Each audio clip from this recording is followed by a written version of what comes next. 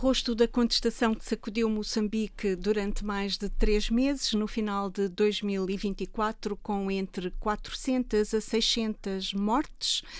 O número varia consoante as fontes das organizações não governamentais e pelo menos 2.000 detidos, creio. O ex-candidato presidencial moçambicano esteve agora num périplo pela Europa. Começou e terminou em Portugal. Hoje é o seu último dia em Lisboa?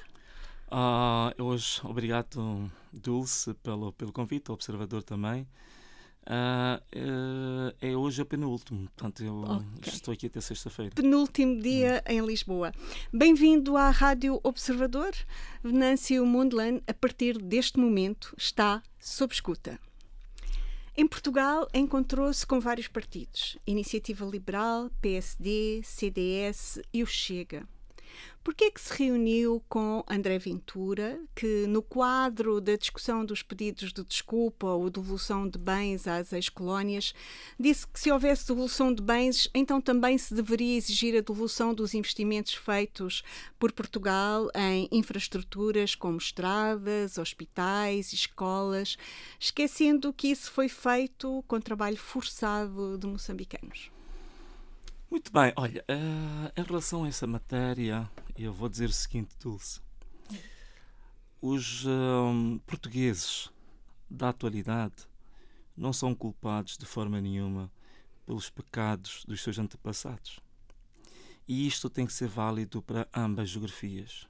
Então, cá por mim, este debate não é prioritário naquilo que representa os eixos de que eu acredito que deve ser a política externa, tanto de Moçambique como de Portugal. Mas encontra-se com um partido que ignora que estas infraestruturas foram feitas por moçambicanos. Sim, mas olha, Dulce, em relação a essa matéria, a forma como é abordada a questão do Chega, já por si se parte do princípio que o Chega tem uma visão ditatorial, pouco tolerante. A forma como se levanta o Chega me parece muito preconceituosa. E porquê? Por uma razão muito simples. A questão da abordagem ideológica, que é um assunto sério aqui em Portugal, não é exatamente a minha prioridade, porque nós, e vai ver os partidos que eu visitei, não só em Portugal como na Alemanha, eu visitei desde a extrema esquerda à extrema direita.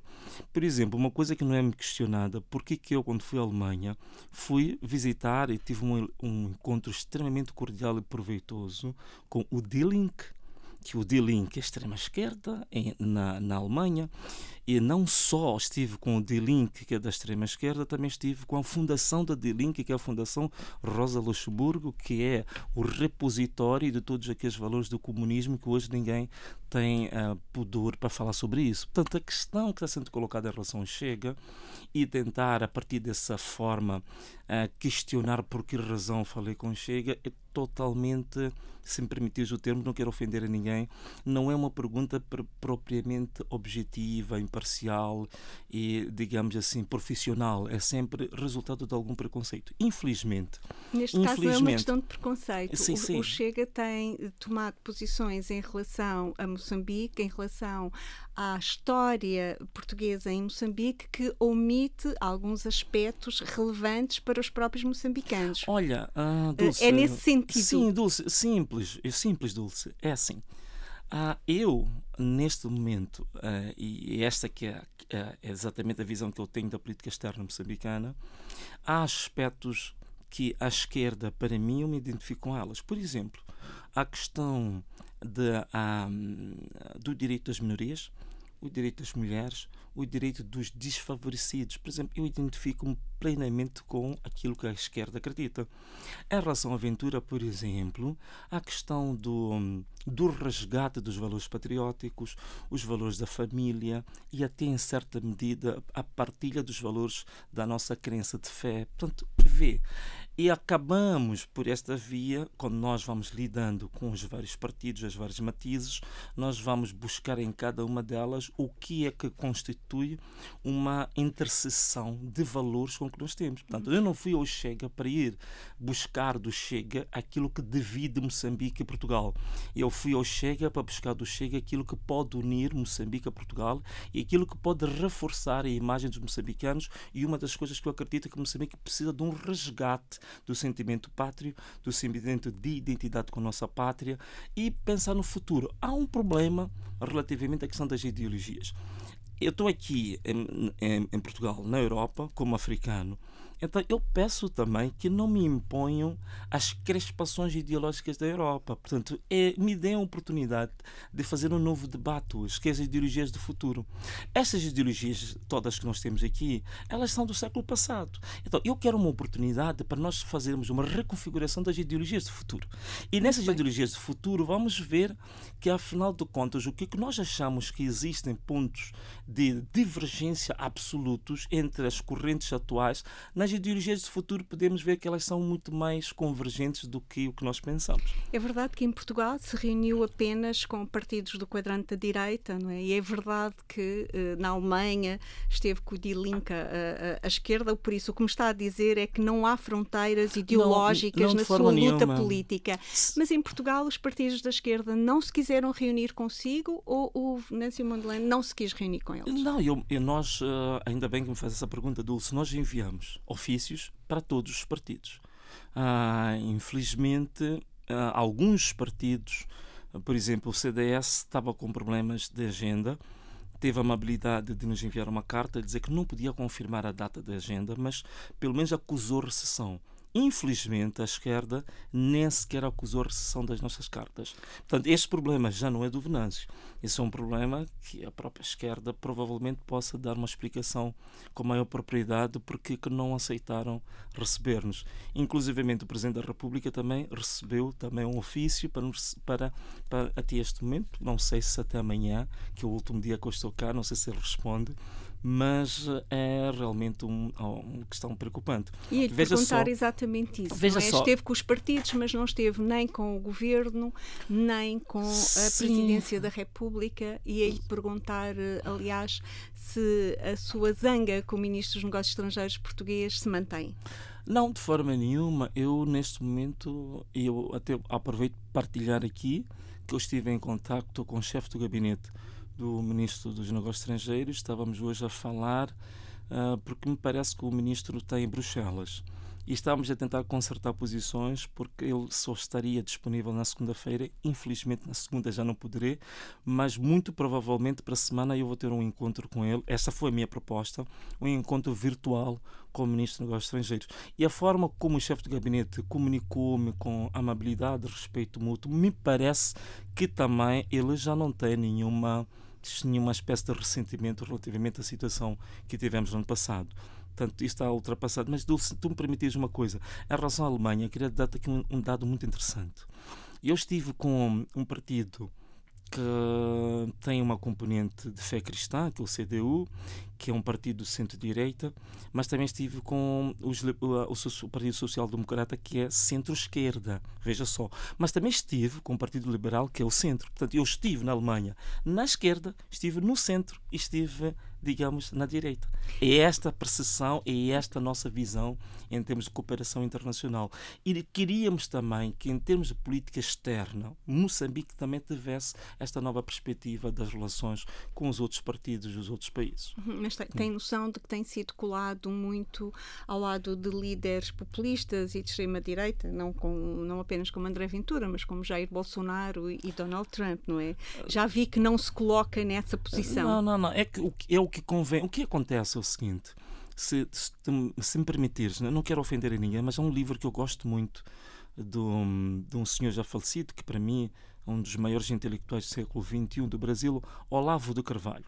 Ele escreveu um livro interessante que se chamava O Imbecil Coletivo. Não no sentido de digamos, faltar respeito às pessoas, mas no sentido de que existe em cada época histórica algumas questões que as pessoas raramente utilizam o intelecto para abordá-las. As pessoas vão um pouco na onda. Então existe uma onda hoje que coloca da questão dos partidos e das correntes da direita, digamos, quase que diabolizadas. Então as pessoas normalmente já não olham para o conteúdo, já não olham para a profundidade das coisas e têm a tendência de rotular, de cristalizar. É por isso que de todos os partidos que eu falei, que na verdade a maior parte dos partidos com quem eu falei são do centro-esquerda e centro-direita e não da extrema. Mas convém para as pessoas automaticamente me associarem a um partido da extrema-direita, porque é um momento conveniente para facilmente diabolizar as pessoas, para menosprezá-las e para desprestigiá-las. Então temos esta tendência hoje no mundo de o fazer. Aquilo que o Olavo de Carvalho chama do imbecil coletivo. Eu prometo não navegar nessa onda, mas não consigo não lhe fazer esta pergunta, que é, quando Donald Trump foi reeleito, fez um vídeo muito elogioso a dar-lhe os parabéns. Revê-se na política externa do presidente dos Estados Unidos neste momento, nomeadamente no corte à ajuda humanitária a muitos países, incluindo Moçambique, em que, por exemplo, na luta contra a SIDA depende muito do apoio destes dólares? Olha, é assim, Dulce, eu não posso dizer que esteja de acordo de forma absoluta. Isso seria um erro até cognitivo muito forte. Mas na essência, perceba, na filosofia concordo. Agora, na forma como está sendo operacionalizado, está naturalmente, há formas que podiam ser adotadas que criasse menos danos e menos prejuízos. Eu estou de acordo de que está-se a usar uma forma operativa que está causando danos. Mas a filosofia, eu concordo com ela. Por exemplo, a questão de Moçambique, do orçamento que a USAID recebia em Moçambique, Dulce vai ficar surpreendida com o que vou dizer, mas estou a falar isto com dados, com ciência certa. Há cerca de 5 milhões de dólares que eram destinados para as pessoas pobres em Moçambique, para as pessoas necessitadas em Moçambique, que eram desviados para um programa de conservação que visava, pura e simplesmente, atrair turistas milionários do mundo. Portanto, isso não pode acontecer. Nesse aspecto, eu concordo com Trump. Por exemplo, há uma parte do valor da USAID que era direcionada para a ajuda às pessoas desfavorecidas, às pessoas necessitadas, estava sendo desviado para alimentar esquemas corruptos entre alguns governos, no nosso caso, moçambicanos e africanos, com pessoas que estavam, digamos, na gestão destes orçamentos da USAID. Nesse aspecto eu estou de acordo. Agora, como é que isto se faz? Isto é outro assunto. Então, usou-se alguns métodos que não se salvaguardou de fato os necessitados, porque era preciso garantir, cortar a parte corrupta e salvaguardar a parte que realmente era, digamos assim, direcionada para as pessoas desfavorecidas. O erro foi fazer um corte radical e integral e acabando também atropelando aqueles que realmente necessitam. Nesse aspecto eu não estou de acordo, mas no sentido de que havia uma parte maioritária dos orçamentos que eram usados para esquemas corruptos. Nesse aspecto eu acho que é importante. Mas e voltamos... também há o outro aspecto, Dulce. Fora disto que eu estou aqui a colocar, para o futuro da África, eu acho que, do ponto de vista pedagógico, é uma oportunidade muito grande que nós temos. Portanto, pararmos um bocado desta mentalidade conformada e conformista de que sempre haverá um Pai Natal para resolver os problemas prioritários, começarmos a pensar um bocadinho nas alternativas e nos superarmos. Temos problemas de dinheiro, temos problemas de investimento, mas é importante começarmos agora a sair um bocadinho dessa zona de conforto e vermos o que é que nós podemos fazer com os recursos que nós temos, que não são poucos. A Dulce sabe muito bem. Moçambique, por exemplo, dos 15 metais raros do mundo, Moçambique é um dos poucos países que consegue ter 9 minerais dos 15 raros. Portanto, isto é uma generosidade que Deus deu a Moçambique. Não sei se há paralelo na história da humanidade. Então, é isto que nós precisamos começar a pensar agora. Não criticar o Trump porque cortou o USAID, mas olharmos para nós mesmos e dizer, olha, por que nós não pegamos na riqueza imensa e infinita que Moçambique tem e resolvermos estes problemas que temos e muito mais. Este é que para mim tem que ser o maior desafio. Sem ficar isolado, não é? Porque veio à Europa à procura de apoios, creio, para o seu movimento, não é? Sim. E eu que estou aqui na Europa, por exemplo, por falar em Ventura, eu estive com ele e ficou. Uma das coisas que eu achei muito positivo no nosso encontro é que houve abertura de ambas partes, porque temos algumas diferenças que é natural. Houve abertura de ambas partes para ouvir e, digamos assim, arranjar uma plataforma de entendimento e de abertura mútua para aquilo que nós somos divergentes. E se for a ver a página do Ventura, vai ver uma frase muito interessante que eu perguntei até ele. E estávamos a falar da questão da nacionalidade, por aí fora muitos entendimentos relativamente à questão da nacionalidade, e eu coloquei as minhas dúvidas relativamente a isto. Ele esclareceu-me e ele disse uma coisa muito interessante. Disse, olha, mas Venâncio, aqui em Portugal o problema nunca foi com os moçambicanos. Disse, ok, tudo bem, estamos aqui num espaço privado. Tu podes assumir isso publicamente? Ele disse que sim. E se for a ver a página dele, ele fez lá uma frase muito interessante que fala do Moçambique. E realmente ele repetiu isso. Mas o problema não é com os moçambicanos. Assim tranquiliza o que o problema não seja com os moçambicanos, mas possa ser com os cabo-verdianos, com os guineenses. Não, é um ponto de partida. É um ponto de partida. Naturalmente que depois disto, eu penso que nas próximas etapas vamos esclarecer já o aspecto mais global. Mas como ponto de partida eu achei interessante porque havia a ideia de que um homem intransigente, um homem intransponível, um homem que não verga, um bicho-papão, um monstro. E não foi isso que eu vi. Não é? Esta sua visita à Europa acabou por resumir-se a Portugal e a Alemanha, ou eu estou enganada?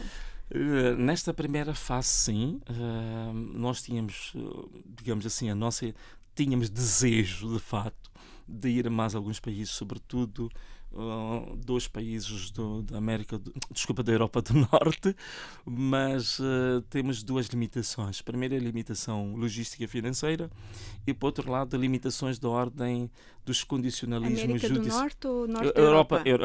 Norte da Europa. Okay. Portanto, e condicionalismos da ordem financeira e logística, e a outra questão também é condicionalismo da ordem judiciária, porque eu agora estou sobre o termo de identidade de residência e mesmo assim conseguiu estar vários dias fora, sim, não é? Sim, eu comuniquei à Procuradoria que ia, mas também não posso exceder o tempo que foi, digamos, colocado no próprio comunicado. E qual é o balanço que faz destes? Quantos dias esteve fora? Portanto, eu cheguei aqui no dia 4, portanto, hoje estamos a dia 16, não é? Sim. Então são 12 dias, quase 2 semanas, vou ficar mais 2, portanto, digamos assim, no total são 2 semanas, até sexta-feira. Um balanço positivo, extremamente... concretos. Em termos concretos, por exemplo, nós na Alemanha, vou começar pela Alemanha, depois venho a Portugal, nós na Alemanha conseguimos firmar, sobretudo com as fundações, a Fundação Konrad, a Fundação Friedrich Ebert e até com a Fundação da Esquerda do Comunismo, que é a Rosa Luxemburgo, todas elas nós firmamos acordos de formação dos nossos coordenadores a nível doméstico e a nível da diáspora. Formação política. Formação para várias áreas, desde a formação política, formação em matérias de gestão e também outras áreas que ainda ficamos, porque depois vamos ter que estabelecer um protocolo com termos de referência que vamos pensar e no definitivo vamos ver outras áreas prioritárias. Mas esta da formação de gestão, a formação em matéria de política, mobilização política, do marketing político, isto já está assente e só nos falta calendarizar e avançar.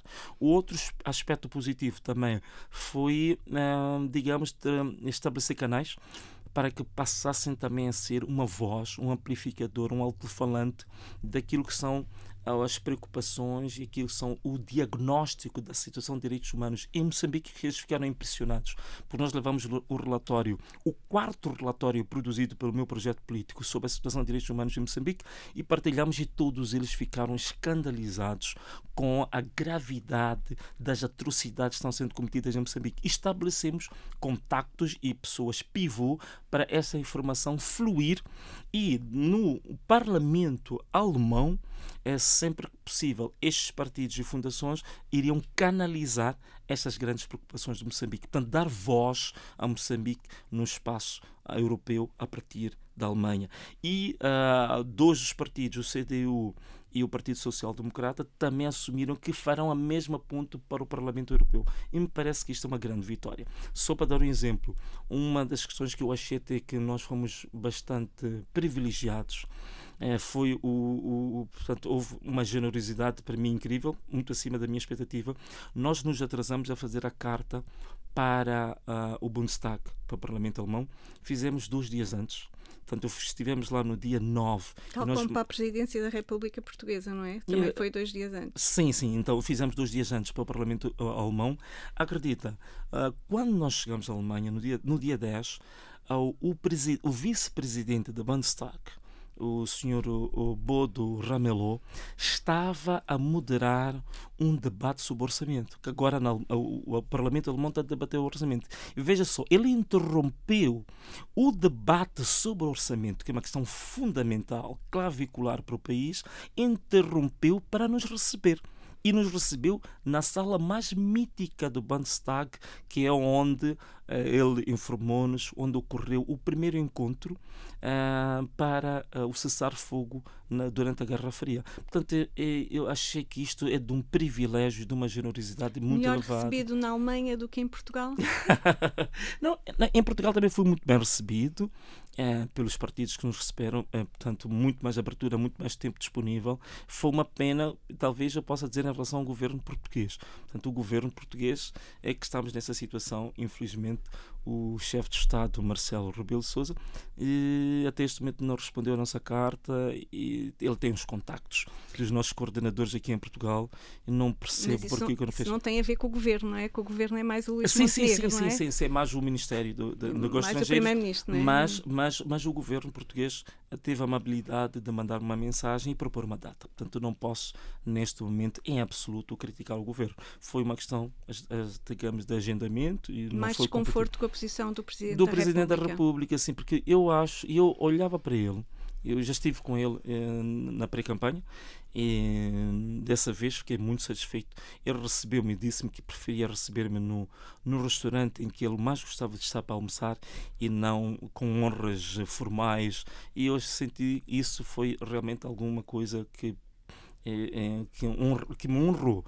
Mas desta vez eu fiquei muito admirado, porque ele recebeu o presidente Daniel Chapo, e não só recebeu, mas também fez pronunciamentos, digamos, muito encomiásticos em relação a ele, que me parece que, conhecendo a situação em que Moçambique se encontra hoje, ele devia ter tido uma posição mais de equilíbrio, uma posição mais de moderação, mais de um pai, digamos assim, mais de um pai pela idade que ele tem e pelas relações telúricas que ele tem com Moçambique. Eu acho que ele devia ter mostrado uma posição de mais equilíbrio, mais integradora. Mais pai, mas não paternalista, não é? Sim, digo pai no sentido, digamos, biológico, familiar, ou pelo menos no sentido etário, nesse sentido etário, não no sentido político paternalista. A sua presença em Portugal coincidiu com a presença do presidente Daniel Chapo.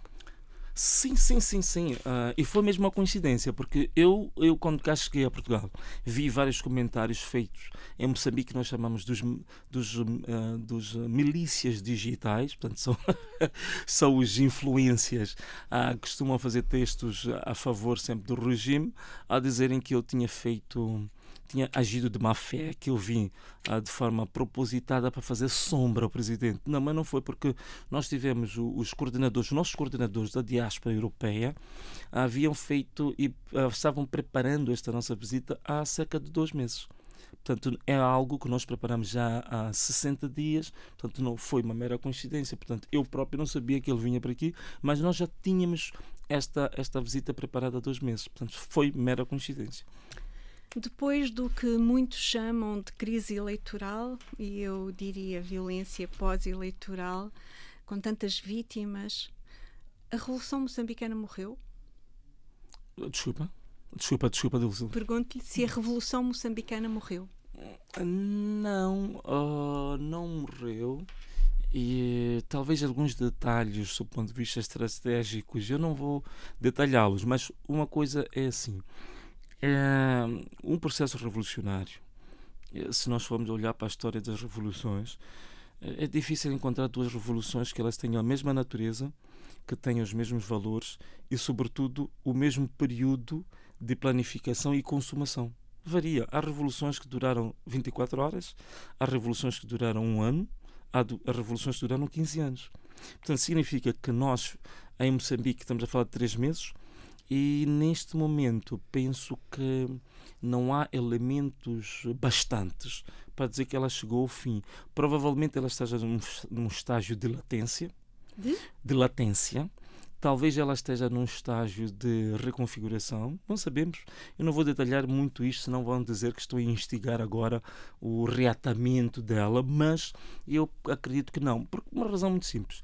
Não, ela não pode morrer quando os motivos que estiveram na sua gênese não estiverem devidamente, digamos, respondidos. Isto é, as pessoas foram às ruas, as pessoas protestaram porque sentem que existe em Moçambique déficit de respeito pelos direitos humanos, existe em Moçambique uma democracia ainda muito doente e debilitada, e existem problemas sérios em Moçambique relativamente a questões do desenvolvimento humano. E estas questões ainda não tiveram resposta. E enquanto elas não tiverem resposta, a questão da revolução ela continua latente, ela continua potencialmente viva. Portanto, não morreu, não. Quando chegou a Portugal, disse que vinha num novo ciclo, o da política pura e dura, mais ou menos esta expressão que terá utilizado. Mas nesta sua nova estratégia, não estará a ser encurralado de alguma forma, porque fez um acordo em 2 partes com Daniel Chapo. Sim. Mas Daniel Chapo diz que não fez nenhum acordo. Venâncio Mondlane parou as manifestações, deixou de haver protestos nas ruas. Mas, por outro lado, Daniel Chapo diz que não há nenhum acordo para cumprir, ou seja, parece-me que de um lado se está a cumprir o que terá sido acordado, do outro lado nem sequer se reconhece que foi alguma coisa acordada, embora seja contraditório, porque também fala que consensualizaram a questão da segurança. A minha questão é: isto não o pode colocar aqui numa situação muito difícil, porque os seus apoiantes veem que está a fazer acordos com alguém que não cumpre acordos e já estão a pedir um Turbo 25? Sim, tá.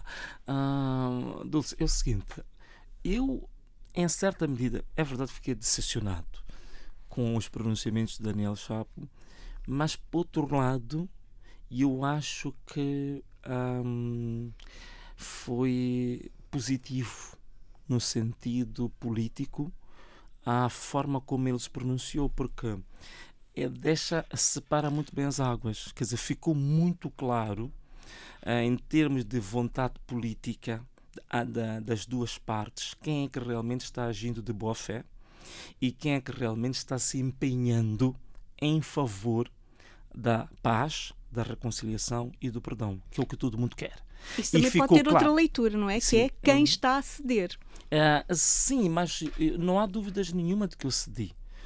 Mas eu cedi exatamente e como expliquei sempre, toda a situação de divergência, toda a situação de conflito, não existe nenhum conflito no mundo que não termine numa mesa de negociações. E partindo desse princípio, que é um princípio universal e genericamente conhecido e reconhecido por todos, significa que ceder para esse aspecto, eu penso que é de louvar e é de acarinhar e de exaltar isso. Agora, o que está a acontecer com a nossa contraparte está a dizer que, pura e simplesmente, todas as situações que ainda não foram resolvidas, como, por exemplo, as perseguições que estão ainda a ocorrer, mas de forma pontual, não tão intensas como antes, os raptos, os sequestros aos opositores, ele está a dizer que ele não só está de acordo, como as promove. Quando ele diz isso. Quando nós, neste momento, tínhamos chegado a um consenso relativamente às pessoas feridas para que passassem a ter acesso gratuito aos serviços de assistência médica medicamentosa no Sistema Nacional de Saúde. Quando ele diz que não há nada a cumprir, está a dizer que estas pessoas vão continuar entregues à sua própria sorte sem nenhuma assistência médica. Quando ele diz isto, está a dizer que há cerca de 400 famílias ou 600 famílias que tiveram seus parentes assassinados não vão ter nenhum tipo de compensação da parte do Estado. Está a dizer que as cerca de 4.000 a 5.000 pessoas estão detidas há mais de 7 meses ilegalmente, sem a sua prisão legalizada ou formalizada. Ele está a dizer que esta situação vai continuar. Então, isso para mim é positivo, porque fica claro e as águas são divididas. Mas não sente que foi enganado? Não, de forma nenhuma, Dulce, de forma nenhuma, porque, para dizer a verdade, no primeiro encontro houve realmente muitas opiniões divididas. Eu acompanhei muito bem o que estava sendo comentado nas redes sociais e havia muita gente, de fato, a criticar-me, que anteriormente eram meus seguidores que estiveram comigo. No segundo encontro, esta tendência baixou um pouco, as pessoas começaram a compreender um bocadinho a estratégia e as nossas intenções. Depois deste encontro, com os últimos pronunciamentos do Daniel Chapo, em definitivo, todos os seguidores que nós tínhamos perdido foram resgatados, incluindo ainda membros do Partido Frelimo e pessoas que não concordavam connosco antes. Agora, em definitivo, estão connosco e concordam connosco. O que me está a dizer é que Daniel Chapo lhe fez um favor? Claramente que fez. Claramente que fez. E os eventos que antecederam a estes pronunciamentos também foram politicamente favoráveis para nós, como, por exemplo, o cancelamento da sessão do Conselho de Estado, foi-me favorável, e 2 dias depois eu ser notificado para ir para uma sessão de interrogatório na Procuradoria. Portanto, tudo isto é aquilo que a gente chama de, eu não sei se aqui em Portugal se diz o mesmo, mas em Moçambique são tiros no próprio pé. Portanto, não restam dúvidas que, do ponto de vista da estratégia, eu não sei quem o está a assessorar, mas a pouca legitimidade que ele tinha, digamos, ganho num aperto de mão no dia 23 de março e no dia 20 de maio, ele a perdeu. Ele agora, a questão dele regrediu ao período anterior ao primeiro aperto de mão, que ele não tinha legitimidade, nem sequer tinha coragem de ir à rua e festejar a tal pretensa vitória. Então, ele regrediu, a base social de apoio deles, desta vez, a pouca que tinham, eles já perderam em absoluto, em absoluto. E mesmo do ponto de vista no plano internacional, havia ainda digamos assim, alguns países, alguma diplomacia que estava um pouco dividida em relação a isto. Agora me parece muito claro que todos estão a ver, de fato, quem é que quer a paz em Moçambique e quem é que prefere a guerra em Moçambique. Nesse aspecto, eu acho que... Ainda neste fim de semana, num discurso da OGM, ele dizia que as manifestações tinham sido ilegais, criminosas e violentas e instigadas por um candidato derrotado. Por isso, muito diferente do tal discurso de pacificação que teria sido acordado entre os dois, sim, não é? Sim, quer dizer, aí está, ainda bem que levantas isto tudo, porque, veja só, primeiro, ele diz que as manifestações foram ilegais, mas ilegais como se manifestações estão previstas na Constituição da República como um direito fundamental, não é um direito acessório. É fundamental, está lá, está definido. 2. O Ministro da Justiça pronunciou-se muito recentemente relativamente às manifestações. Ele vincou perante a imprensa que as manifestações são legítimas. Ele próprio disse isso. São legítimas e são um direito fundamental. E mais, quando ele diz que as manifestações são ilegais ou que essas manifestações são criminosas, para dizer que uma coisa é ilegal ou é criminoso, são os órgãos judiciais, os judiciários que o fazem. Isso significa que ele está neste momento a usurpar até competências dos órgãos judiciais. Significa que é uma tentativa de se colocar como Luís XIV.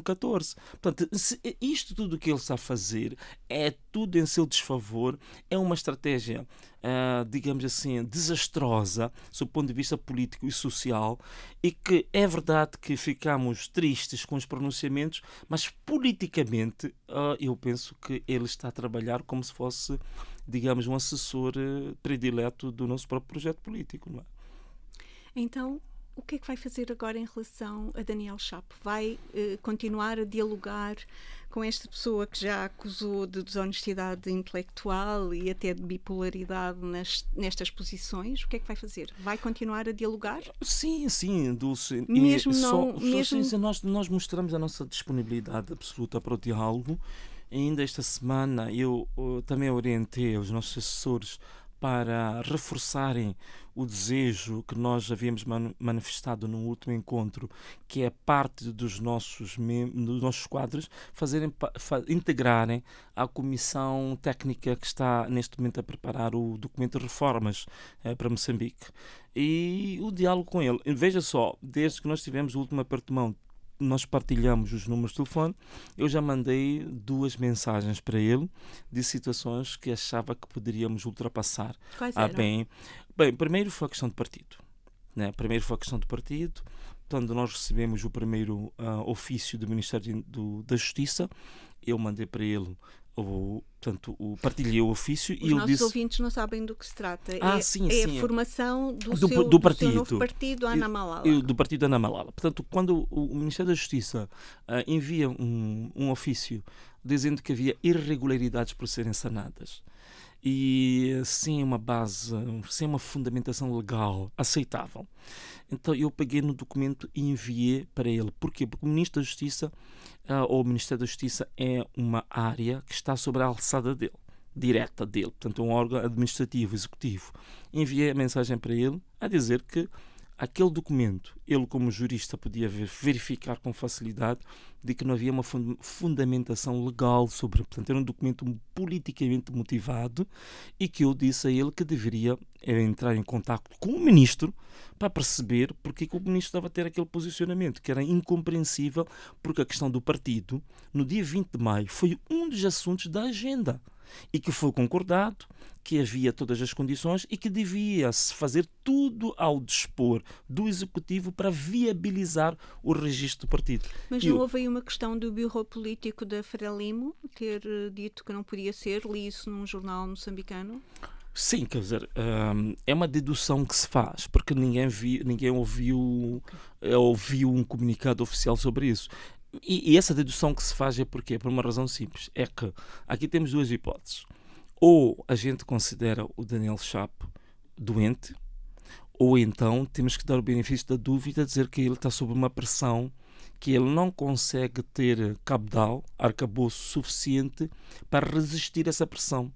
Então, para não chamar nomes e dizer que ele está realmente com algum transtorno a nível mental, então a gente dá o benefício da dúvida e prefere deduzir ou levantar como hipótese que ele esteja a ser pressionado e que não tenha autoridade suficiente para resistir a essa pressão interna do partido. Mas isso são deduções, são hipóteses que as pessoas têm levantado e que eu corroboro também dessas hipóteses. Mas os estatutos, ajude-me aqui, clarifique-me aqui esta questão. Os estatutos da Frelimo não dizem que o governo não pode tomar decisões estratégicas para o país sem consultar a Comissão Política do partido?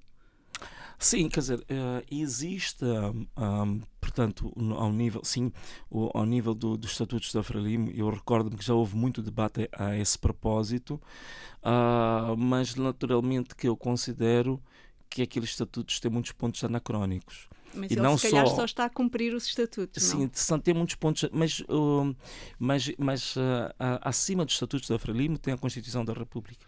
E a Constituição da República define claramente quais são as competências de um presidente. Então, se ele realmente jurou a cumprir a Constituição, que é o documento supremo, digamos, da orientação do país, então eu acho que ele tinha que esquecer o estatuto do partido e seguir aquilo que diz a Constituição. Se não o consegue fazer, então significa que provavelmente não esteja à altura daquilo que são os desafios de um Presidente da República. Como é que vai conseguir criar o seu próprio partido?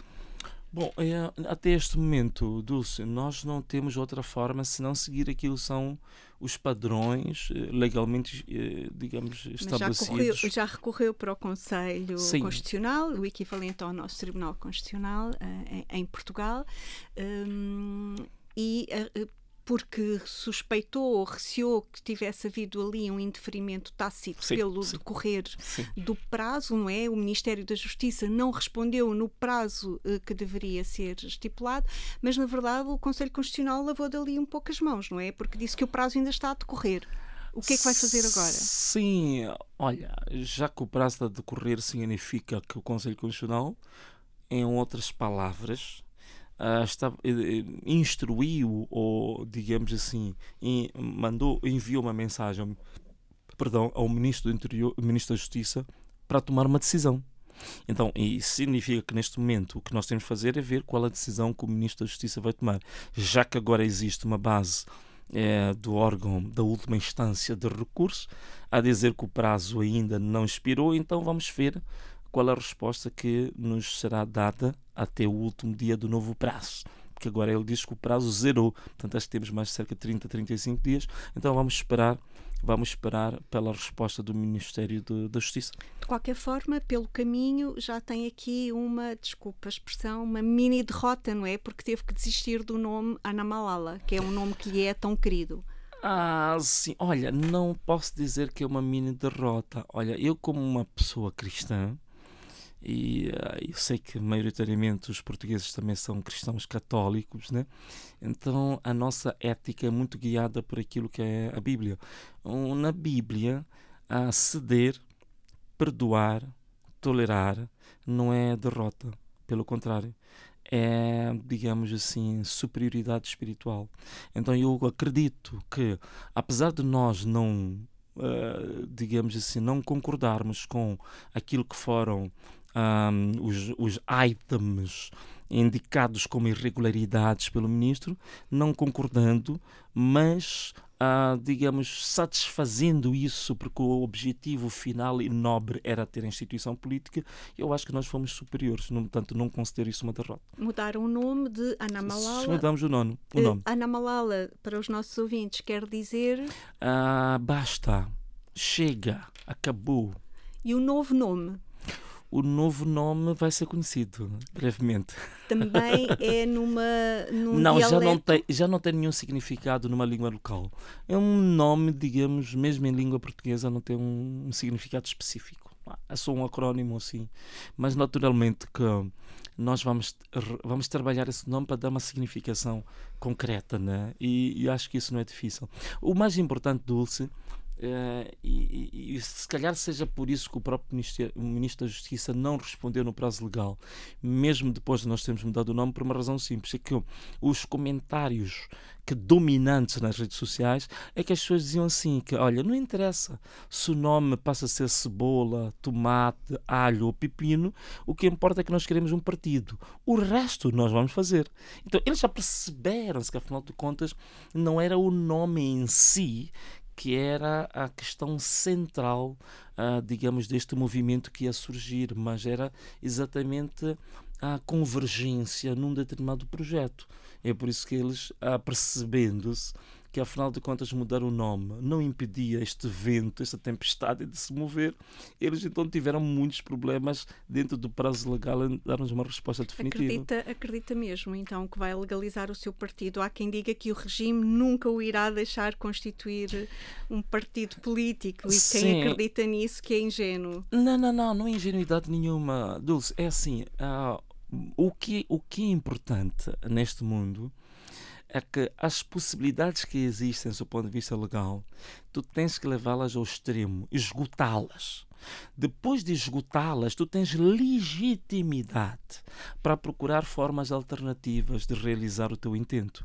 Mas o que tu não podes fazer é, antes de esgotar aquilo que está legalmente estatuído, e optar por vias alternativas. Isso é que seria um erro.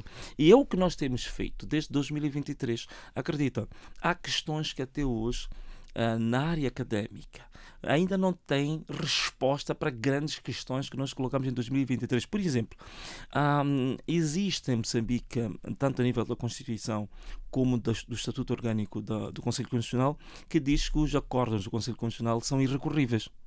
E isto era uma espécie de um tabu, quer dizer, bastava ter um acordo, uma decisão do Conselho Constitucional, aí é full stop, não se discute mais nada. Mas nós em 2023, nós submetemos um ofício ao Ministério Público, em que nós questionávamos esta questão dos acordos serem irrecorríveis. Nós dizíamos que não é uma norma absoluta.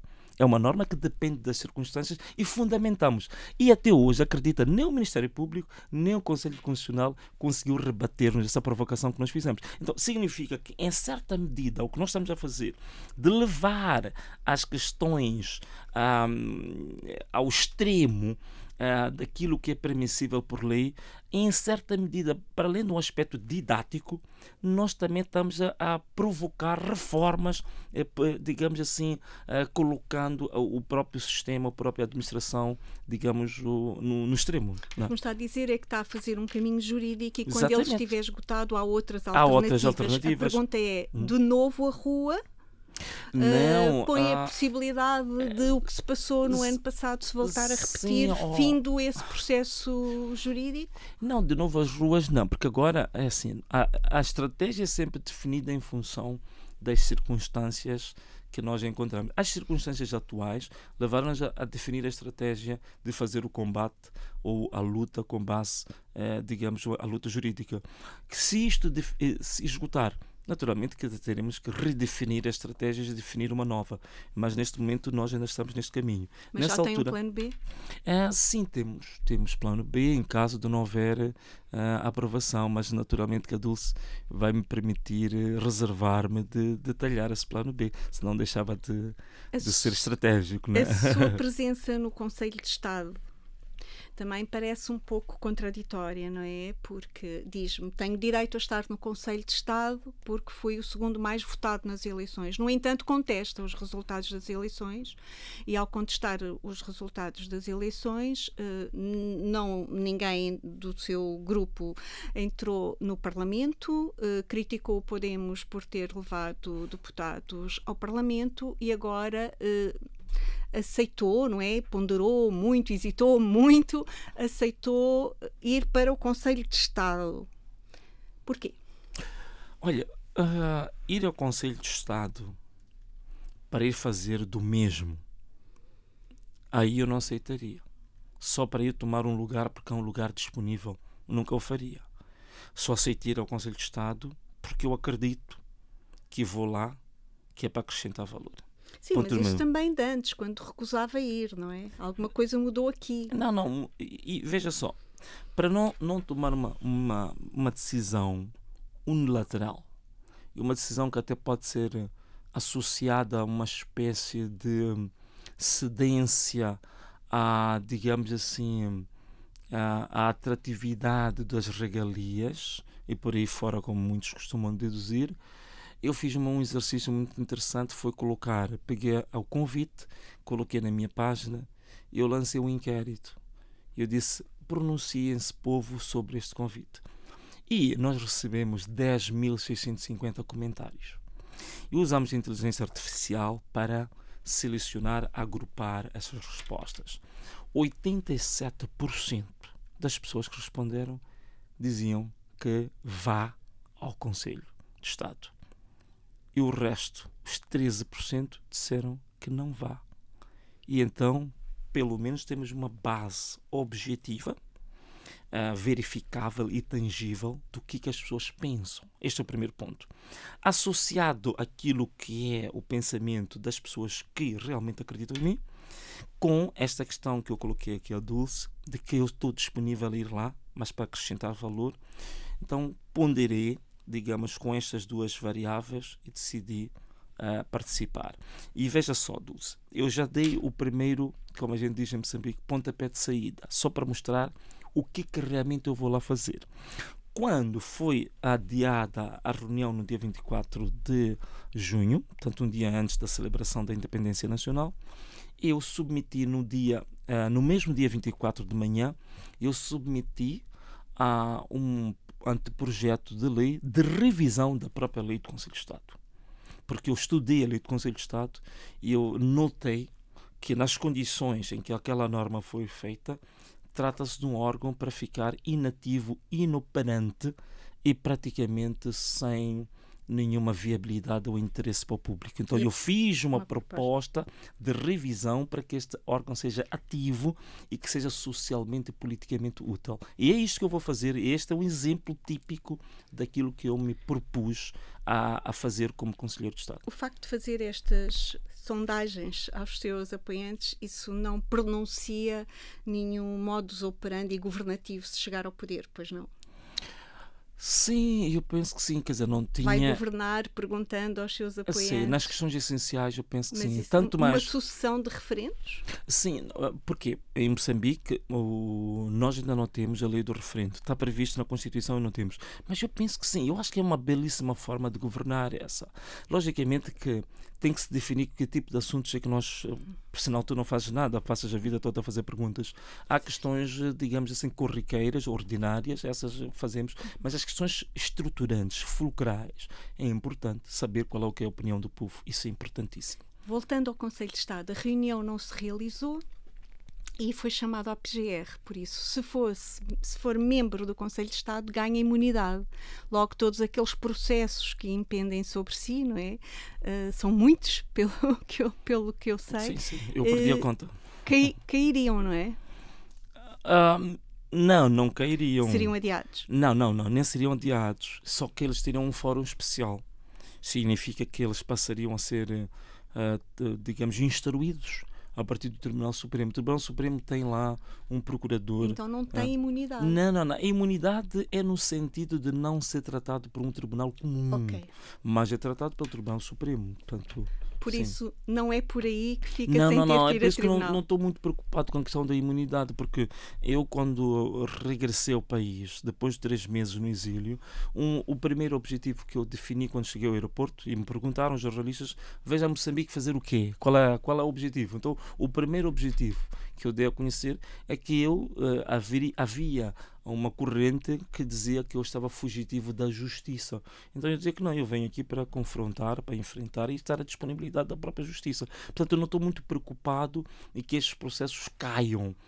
Eu disse que vinha para enfrentar, vinha para, digamos, estar à disposição dessa justiça, porque eu acredito profundamente que não cometi nenhum crime. Então eu tenho que ter a oportunidade disso ficar esclarecido perante a própria justiça. E acredita nas instituições da justiça moçambicanas? Olha, eu acredito... Não receia vir a ser julgado, condenado e preso?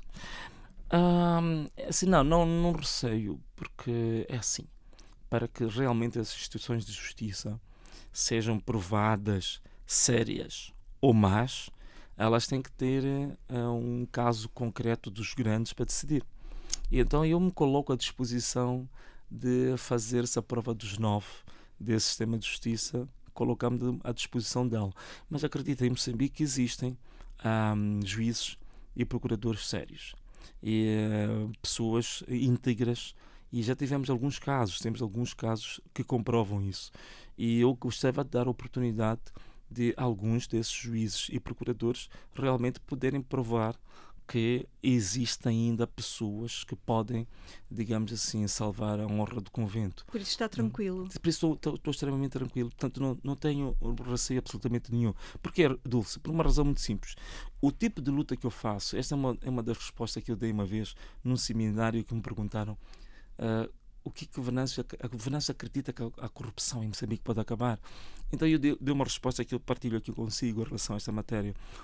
Eu neste momento, para dizer a verdade, Dulce, eu estou naquela fase que na indústria da aviação chama-se de ponto de não retorno. Quer dizer, o avião, quando atinge a velocidade máxima para descolar, mesmo que um motor esteja a arder, o piloto não pode cometer a veleidade de querer travar o avião. Ele tem que descolar. Depois, quando estiver no ar, vai decidir se retorna à terra ou arranja qualquer outra solução. Onde é que está o seu avião agora? Então eu estou no ponto de não retorno. Portanto, o meu compromisso com a justiça, o meu compromisso com o povo, não me permite, nesta altura, estar muito preocupado com os meus medos. O medo de ser detido, o medo de ficar preso, o medo de ser julgado. Esses medos, para mim, neste momento, praticamente tornaram-se totalmente, digamos, irrelevantes. E o medo de ser abatido? também está na mesma categoria. Ainda Portanto, eu não tenho... ainda teme pela sua vida? Sim, quer dizer, há muito recentemente, Dulce, soube que eu sofri o 4º atentado. Portanto, no dia 5 de março, eu sofri um atentado, claro, só realmente quem estiver com uma patologia partidocrata ao extremo vai dizer que aquilo não foi um atentado. Portanto, eu sofri um atentado. Portanto, não restam dúvidas de que eu estou constantemente em perigo de vida, mas Então não vou parar. continua escondido? Sim, eu tenho, portanto, o meu paradeiro, eu tenho, digamos, a casa oficial que indiquei à Procuradoria em Moçambique, que eles sempre que precisam de mim encontram-me lá, mas como é que eu me movimento naquela casa só eu sei, né? Se calhar eu tenho um bunker lá. E a sua família? A minha família, sim, essa Está protegida? se calhar seja das maiores preocupações de qualquer ser humano, né? São os filhos, né?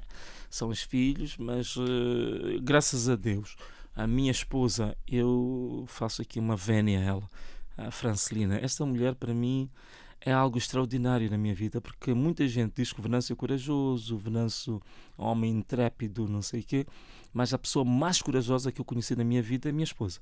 Portanto, ela é muito mais corajosa do que eu, e felizmente os nossos filhos também são da causa, como a gente costuma dizer em Moçambique, e eles identificam-se inteiramente com esta causa e aceitaram consentir esforços para que esta causa não caísse. Portanto, nisso já me dá alguma tranquilidade, porque eles já assumiram, interiorizaram e adotaram para a vida deles mesmo que devem ser combatentes, devem ser soldados desta revolução. Dedicado exclusivamente a esta causa, a pergunta é como é que sobrevive financeiramente o Venâncio, a sua família e o seu movimento? É verdade, Dulce. Eu tenho todas as contas bancárias Continuam congeladas. Sim, continuam congeladas, tanto as bancárias como as móveis.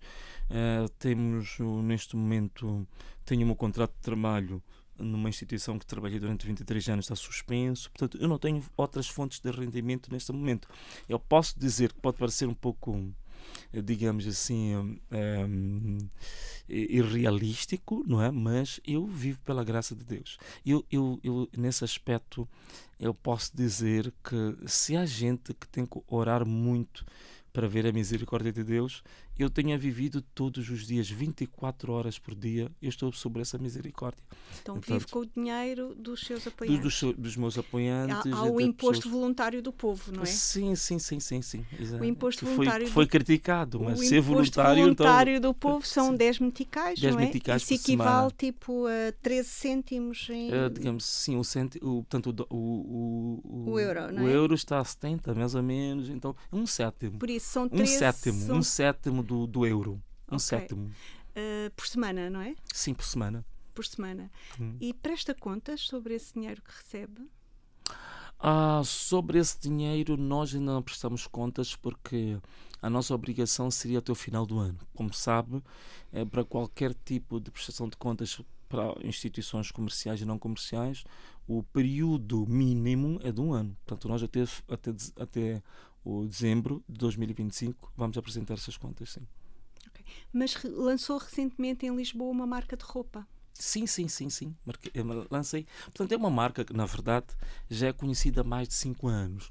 O que faltava era apenas, digamos assim, dar-lhe um toque um pouco mais técnico e realmente registrar. Já tinha esta marca? Esta marca já tem mais de 5 anos. VM7? VM7 já há mais de 5 anos. Portanto, mais de 5 anos. Portanto, vamos lá fazer as contas. Foi em 2018.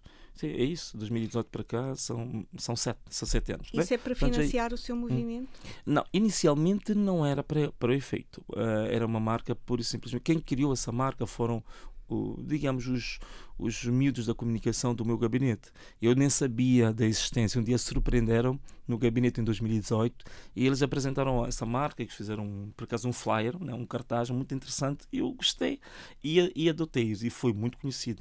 Há pessoas que nem conhecem, nem sabem que eu me chamo Venâncio em Moçambique, sabem que eu sou o VM7, mas em parte sim, é uma forma também de não só estarmos dependentes das ajudas das pessoas particulares, mas também arranjamos uma forma de reforçar financeiramente o movimento. A ideia é exatamente essa, portanto, uma forma de arranjarmos digamos, recursos financeiros para alimentar o movimento e o Tem um projeto. projeto de poder, se o alcançar, e perante uma crise económica e financeira que o país atravessa e que se prevê que venha a aumentar, num país que é diverso, como é que manteria a unidade nacional?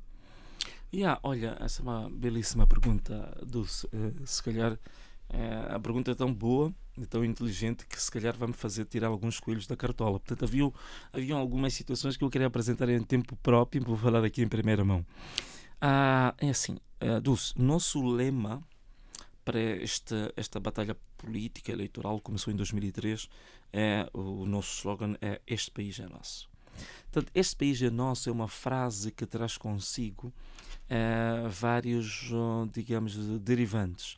E um deles é, digamos assim, o resgate do sentimento pátrio, o amor à pátria, digamos assim, o relançamento e a promoção da identidade como moçambicanos. Este é o primeiro ponto, que é extremamente importante. A sua pergunta tem a ver com manter a nossa sociedade unida, né? A unidade nacional. Como é que vai governar um país perante uma crise financeira, um país tão diverso? Sim, exatamente. Como é que vai salvar o país, exatamente, basicamente? Portanto, o primeiro ponto... Tem chamado Messias, tem Sim, apresentado como Salvador. Eu já como cristão já fiz uma live inteira a pedir que não colocassem sobre mim, nos meus ombros, tamanha responsabilidade e títulos que eu não sou merecedor disso.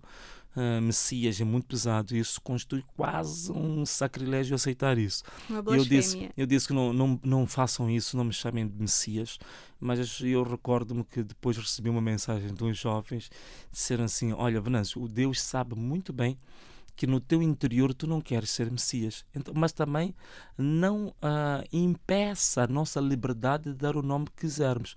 Tu, perante Deus, continue a assumir-te como um ser finito, obediente, imortal, e deixa-nos na liberdade de darmos o nome que quisermos. Então acabei libertando-me disso. Mas em relação à sua muito pergunta, bem, mas a sua pergunta, né? A questão é esta, não é? Como tem um país governar difícil, esse país. como governar um país Sim, diverso, primeiro, fala da reforma do Estado, sim, mas a matéria-prima é a mesma, a sim, sua sim. equipa parece ser um partido de um homem só. Como é que...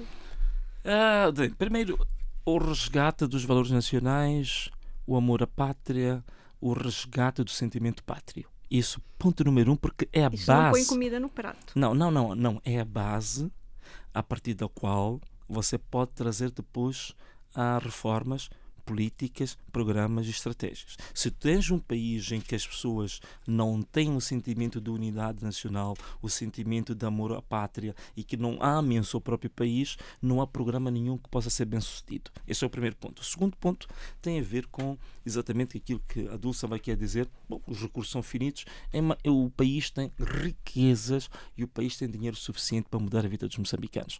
O que é importante é que nós temos que ter formas de gestão, políticas de como é que nós utilizamos o dinheiro que já recebemos, que não é pouco. Não é pouco. Vou dar um exemplo muito simples. Em 2016, a primeira operação, chamada das mais-valias da indústria extrativa em Moçambique, foram 350 milhões de dólares que entraram nos cofres de Estado e que eu acabei, nessa altura como deputado, não concordando. Fui ter com uma instituição de pesquisa que fazia análises e investigação sobre a indústria extrativa, fizemos o recálculo e descobrimos que, afinal de contas, o Estado não devia ter recebido 350 milhões de dólares, mas devia ter recebido 850 milhões de dólares. E aqui começa o problema. Portanto, em 2016, a primeira grande operação, houve 500 milhões de dólares desviados do Tesouro Público. Então, este é que é o problema que Moçambique tem. Não é falta de dinheiro, não é falta de recursos, não é falta de oportunidades de fazer melhor, mas o problema é roubo, é corrupção, é desvios. Então é preciso nós reformarmos a administração pública, que ela seja séria, eficiente, sem corrupção, íntegra, porque o dinheiro que nós temos podemos dar uma vida bem melhor aos moçambicanos. Este é o primeiro ponto. O outro, onde é que a estão grande as pessoas ideia. para essa reforma? Não, as pessoas existem. As pessoas existem. O único problema é uma frase que disse Samara Machel, que eu gosto muito dela. Ele dizia assim: quando os grandes se corrompem, os pequeninos seguem o exemplo. Então, este é que é o problema de Moçambique. Se o líder é íntegro, Não há como os pequeninos estão abaixo não replicarem o mesmo exemplo. Portanto, isto é que é importante. A última questão, se me permitires, Dulce, é a grande ideia única que ninguém, e todos imitaram durante a campanha, mas literalmente todos, aquilo que eu chamei da descentralização fiscal. Não tenho muito tempo aqui para falar sobre isso, mas a ideia em 30 segundos é pegar na coleta de impostos da indústria extrativa nos distritos e nas províncias onde se encontram, serem colocados a nível local e serem implementados nos programas de desenvolvimento local e não canalizar todo o imposto para o governo central. Esta é uma ideia simples que, usando os mesmos recursos, podemos dar melhor vida às pessoas. Já que falou em Samora, sim. Samora dizia que o poder não se conquista, que se arranca. E o de La Cama dizia que a Frelimo só aprende à porrada. Sim, na minha opinião, não vou desvalorizar isso, mas eu penso que a forma definitiva de fazer, porque isso pode ser feito, mas vai ser sempre de forma transitória. Portanto, todo o poder que é conquistado à força, também a força é depois desafiado. Então, entramos num ciclo vicioso e interminável de que uns hoje são tirados à força, mas amanhã os que tiraram os outros também são tirados. Então, na minha opinião, a forma definitiva de o fazer é com base na inteligência. A inteligência humana. E existem variedíssimas formas infindáveis de se fazer uma alternância política em Moçambique.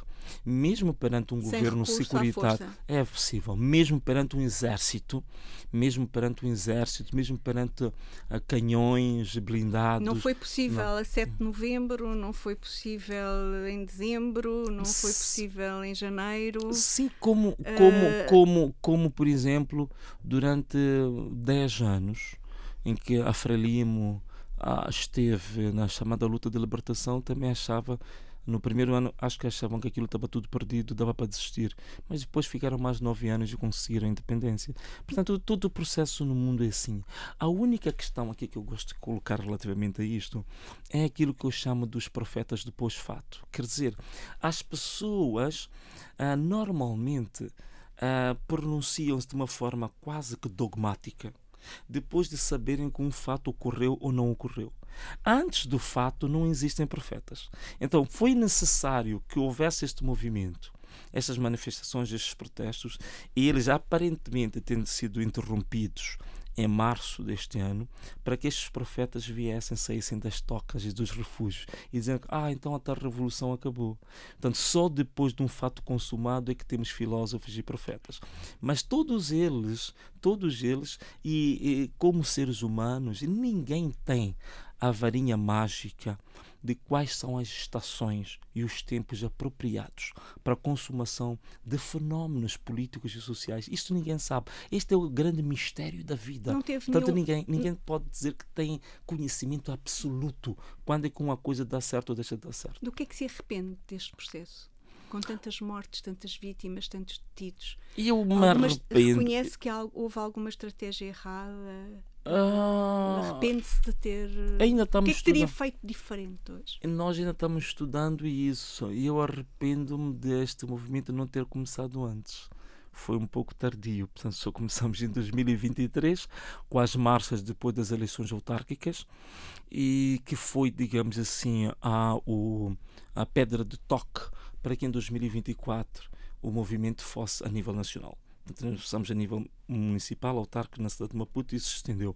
E eu acho que devia ter começado em 2013, que foi a primeira vez que eu entrei em política, e que a vitória na cidade de Maputo foi muito mais expressiva do que em 2023.